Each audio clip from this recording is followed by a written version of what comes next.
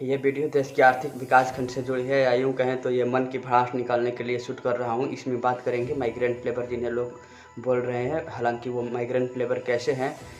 इस शब्द से मुझे आपत्ति है क्योंकि वो अपने ही घर में एक कोने से दूसरे कोने में रह के काम कर रहे हैं। मुझे पता है एक जगह से दूसरी जगह रह के काम करने वाले को माइग्रेंट लेबर बोला जाता है, लेकिन ये देश अपना घर है। ये कोई एलियन नहीं है, कोई दूसरे ग्रह से नहीं आए हैं, कोई दूसरे देश से नहीं आए हैं, इसलिए इन्हें माइग्रेंट शब्द से पुकारना हमें उचित नहीं लग रहा है। तो हम बात करेंगे कि ये जो माइग्रेंट लेबर हैं ये गांव में आने के बाद जहां से चल रहे हैं वहां पे क्या समस्याएं उत्पन्न हो सकती है और गांव में आने के बाद इनकी रोजी रोटी पर या क्या चुनौतियां आ सकती है। गांव में गांव की अर्थव्यवस्था इनको रोजगार या दो वक्त की रोटी देने के लिए तैयार है और तैयार नहीं है, तो क्या समस्याएं हैं और उसका सोल्यूशन क्या हो सकता है, इस बारे में बात करेंगे। इस पलायन से दो राज्य प्रभावित होने वाले हैं। पहला, जहां से ये लोग चल रहे हैं, संपन्न राज्य, वहां पे कंपनियों में रोजगार तो रहेगी लेकिन लोग नहीं रहेंगे उसमें काम करने के लिए, तो वहां की प्रोडक्शन कम होगी, तो वहां भी अर्थव्यवस्था में धक्का लगने वाला है। दूसरा, ये लोग जहां आ रहे हैं जैसे यूपी बिहार में, तो यहाँ पे ऐसी स्थिति है कि यहाँ पे लोग तो हैं लेकिन रोजगार नहीं है। तो हम दूसरी स्थिति में देख लेते हैं कि रोजगार क्या है, क्या क्या संभावनाएं हैं। हमारे देश में 2/3 जनसंख्या गाँव में रहती है और उन 2/3 जनसंख्या में 70% जनसंख्या डायरेक्ट कृषि से संबंध रखता है। उसमें मछली पालन, खेती बाड़ी से लेके मछली पालन, पशुपालन, मुर्गा पालन, वन विभाग में काम करने वाले लोग ये सब आते हैं और 30% में बैंक कर्मचारी, स्कूल टीचर या दुकानदार सारे लोग आते हैं।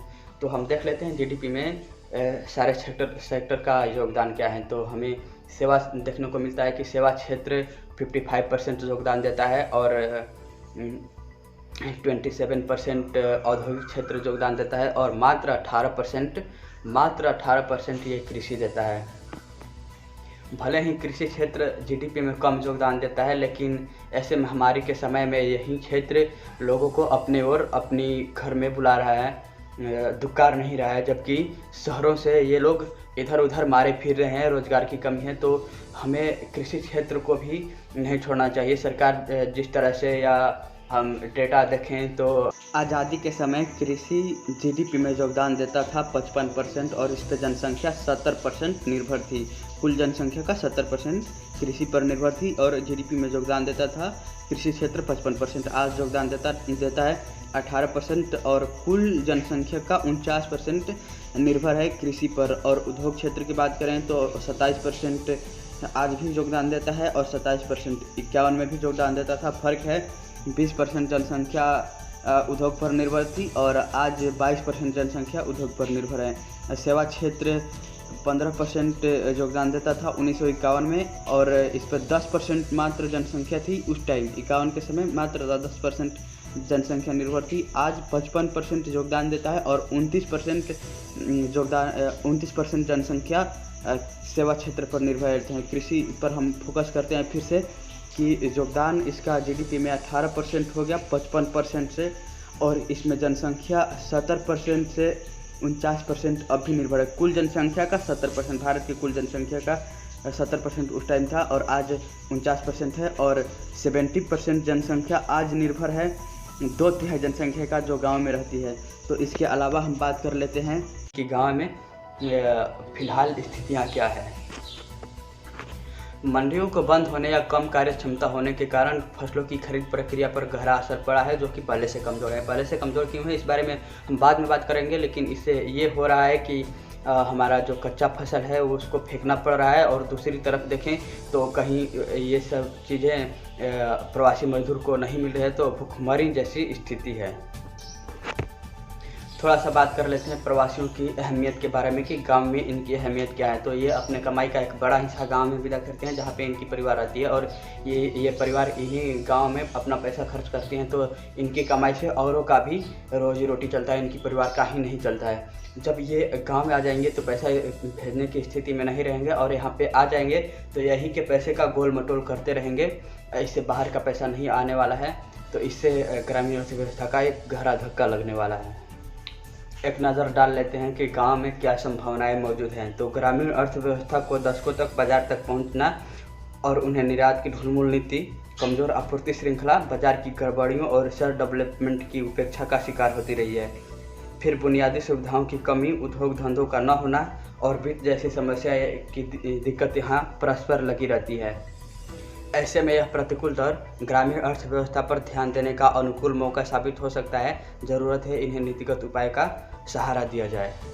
और ऐसे में मांग और उत्पाद के लिहाज से भी शहरी बाजार से ग्रामीण बाजार की ओर ध्यान केंद्रित किया जा सकता है। आने वाले दिनों में प्रच्छन्न बेरोजगारी बढ़ सकती है। प्रच्छन्न बेरोजगारी का मतलब है कि 10 लोग का काम 12 या 15 लोग करें और उसके उत्पादन पर भी कोई विशेष प्रभाव ना पड़े। जैसे कि 40 किलो की मोटरी उठाने के लिए 2 लोग काफ़ी है और तीसरा भी उसमें उठाने के लिए लगे, तो ऐसा नहीं कि तीसरा भी लगेगा तो 40 किलो की मोटरी 60 किलो की हो जाएगी। तो ऐसी स्थिति प्रच्छन्न बेरोजगारी कहलाती है, जो पहले से ही मौजूद है और अब यह और भयावह स्थिति लेने वाली है। ऐसे में कृषि संबंधी तकनीकें आ सकती है। मॉडर्न खेती या इजराइल जैसी खेती हो सकती है। ऐसे में सरकार को चाहिए कि नई तकनीकों और औजार प्रोवाइड करे और इन पर सब्सिडी भी प्रोवाइड करे। इससे लोग खरीदेंगे और नई तकनीकें की इस्तेमाल करेंगे। इसके अलावा सरकार को 2 खरीद केंद्र युद्ध स्तर पर स्थापित करने होंगे। सरकार एक खरीद केंद्र पहले से स्थापित की है जिसमें धान, गेहूं, चना वगैरह खरीदती है और दूसरा भी स्थापित करने होंगे युद्ध स्तर पे, और इसके बारे में और हम डिटेल से जानकारी ले लेते हैं। तो हम सबसे पहले बात कर लेते हैं सरकार ही द्वारा पहले खरीद केंद्र के बारे में। तो सरकार MSP निर्धारित करती है, मिनिमम सपोर्ट प्राइस निर्धारित करते हैं कि इससे नीचे की कीमत पे कोई किसी फसल को उस फसल को नहीं खरीद सकता। बहुत सारे लोग बोलते हैं कि किसान फसल उगाता है और इसको किसान ही उगाता है तो किसान को ही राइट मिलना चाहिए कि उसका प्राइस क्या हो, जबकि ये सही नहीं है। हम जानते हैं कि सरकार इसका ध्यान रखती है और इसका प्राइस निर्धारित करने के लिए कमेटियाँ बनाती है और वो कमेटियाँ एवं नहीं कोई निर्धारित कर देती है, वैल्यू एडेड करके करती है, लेकिन वो प्राइस तक हम लोग बेच नहीं पाते हैं, बिचौलिया द्वारा बेच पाते हैं। इसमें बड़ा लीक है। सरकार को चाहिए कि इन लीक को दूर करे। कैसे लीक है उसके बारे में हम थोड़ा देख लेते हैं। MSP और खरीद केंद्र के बारे में ज़्यादा जानकारी न होने की वजह से किसान अपना माल बिचौलियों को ही बेच देते हैं किसी भी मूल्य पर लाचार होकर। सरकार बड़ी मात्रा में राशन खरीदती है राशन कार्ड द्वारा राशन देने के लिए। तो सरकार ही बोलती है कि 67% जनसंख्या के लिए वो राशन खरीदती है, मतलब 80-81 करोड़ जनसंख्या के लिए वो राशन खरीदती है। तो ये इतने करोड़ जनसंख्या के लिए राशन खरीदने के लिए बड़ी मात्रा में राशन खरीदती होगी, तो इसमें बड़ी झोल हो जाता है। देख लेते हैं कि 1420 से 1350 के बीच किसान अपना धान बेचे हैं, जबकि सरकार उसको 1930 रुपये क्विंटल के हिसाब से खरीदी है। तो इतना बड़ा गैप होने की वजह से काफ़ी बड़ा पैसे का गैप हो जाता है।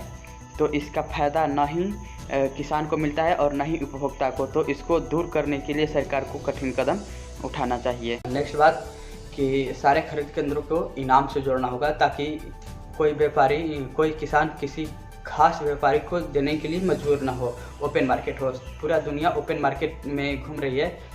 तो हम इनाम के बारे में थोड़ा सा और डिटेल में जानकारी ले लेते हैं। इनाम एक ऐसा प्लेटफॉर्म है जहां पे किसान अपनी फसल की क्वालिटी खरीद केंद्र में जांच करा के अपलोड कर सकते हैं और वहां से किसी दूसरे स्टेट या दूसरे कंट्री का भी व्यापारी उसको देख के अपना फसल वो खरीद सकता है, जैसा जिसको चाहिए वैसा खरीद सकता है। इससे क्या होगा, निर्यात भी बढ़ेगी और किसान को ओपन मार्केट भी मिलेगा। सारा दुनिया ओपन मार्केट में घूम रही है, जैसे फ्लिपकार्ट, अमेजन वगैरह वगैरह बहुत सारी चीज़ें हैं, लेकिन किसान को ये ओपन मार्केट नहीं मिल पा रहा है। ऐसा क्यों हो रहा है?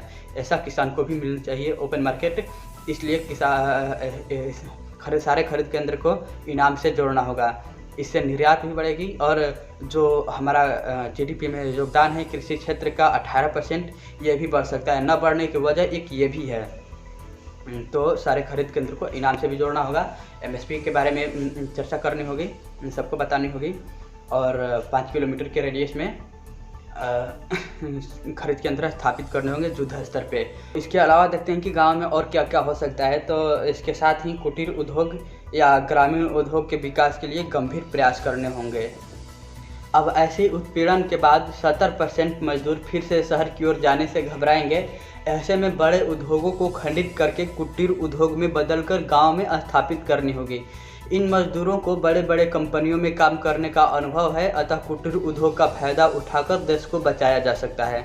इसके अलावा बाहरी दुनिया में देख लेते हैं कि बाहरी दुनिया में क्या होता है। वर्तमान समय में चाइना इलेक्ट्रॉनिक हब बना हुआ है। देखते हैं क्यों इलेक्ट्रॉनिक हब बना हुआ है। तो चाइना में देखने को मिलेगा कि आपको हर घर में कोई ना कोई मशीन मिल जाएगी। जैसे ईयरफोन के बारे में बात करें तो कई घरों में मिल जाएगी आपको ईयरफोन में जो कान में लगाने वाला प्लग होता है वो बनाने वाला मशीन। कई घरों में मिल जाएगी आपको ईयरफोन का तार बनाने वाला मशीन। कई घरों में मिल जाएगी आपको ईयरफोन का वो किट बनाने वाला मशीन। कई घरों में मिल जाएगी आपको ईयरफोन का वो मोबाइल में खोसने वाला पिन वाला मशीन।